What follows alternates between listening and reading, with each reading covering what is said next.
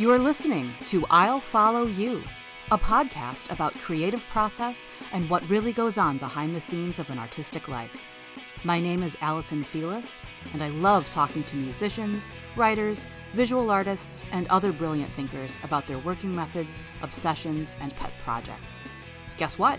Just by tuning in, you're part of the inner circle now. Merry Christmas, everyone!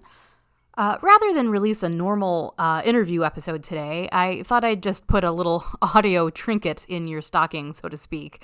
I'd like to read you a short selection from a book called Atargatis, which is by the English writer, lecturer, hypnotherapist, and Reiki Master Paul Weston.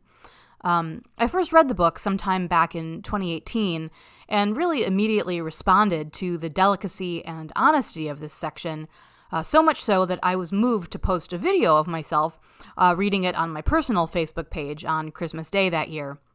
It just felt nice to have a new Christmas reading that was a contemporary alternative to, the familiar text we've all grown up with, that both honors the reality of attending holiday gatherings where there might be a TV blaring in the background, but that also retains a sense of the mystical qualities of the season as well. So I wanted to take this new tradition of mine to the next level with a slightly nicer audio recording featuring a lovely original musical accompaniment here by Brian Cremins. The book is still available for purchase on Paul Weston's website, which I will link to in the show notes on my blog, queenofpeaches.com. And now, here's one of my new favorite holiday passages from pages 166 and 167 of the book Atargatis by Paul Weston.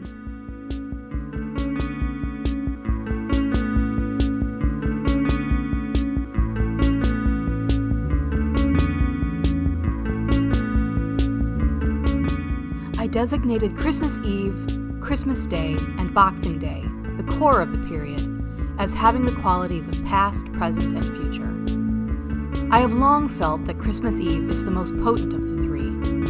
Although it appears to be an entirely arbitrary thing, not linked to any recurring astronomical event, I have known many people who feel that at twilight on that day, a real feeling of magic arises. Dickens's A Christmas Carol has helped establish a feeling of this Christmas Eve magic that has the double edge of innocence and experience, combining the mass anticipation of children and the often sad nostalgia of older people with memories of times gone by, of those once close who are now far away or gone altogether, ghosts of Christmas past. The family bungalow had a living room at one end and a similar-sized room at the other, where the Christmas tree and majority of decorations would be placed. At some point on Christmas Day, I would retire to this room away from my parents and whatever crap TV special might be on, and sit by the lights of the tree in silence. If possible, I would do this a few times. Of all the days of the year, this was a unique day out of time, an eternal now. My childhood feelings of the mysteries of time returned. In a few hours, it would no longer be the day that everyone had been building up to for so long. It would be what felt like an eternity before the next one.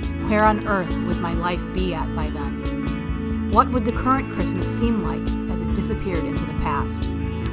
After my parents had gone to bed, I always stayed up to midnight watching TV.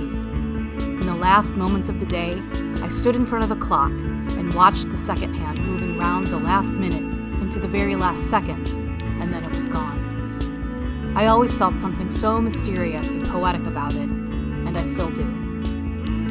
Having had every Christmas of my life so far, but the very first, in that bungalow, that sense of timelessness was easy to cultivate.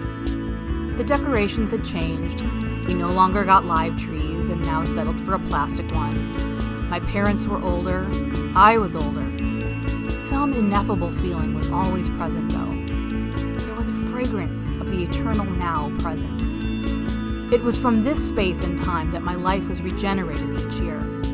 This was the blessing, that from this peace, this silence, only good things could come, no matter what problematical form they presented. Boxing Day looked to the future. The put out prayers for the coming year, so much was impossible to anticipate.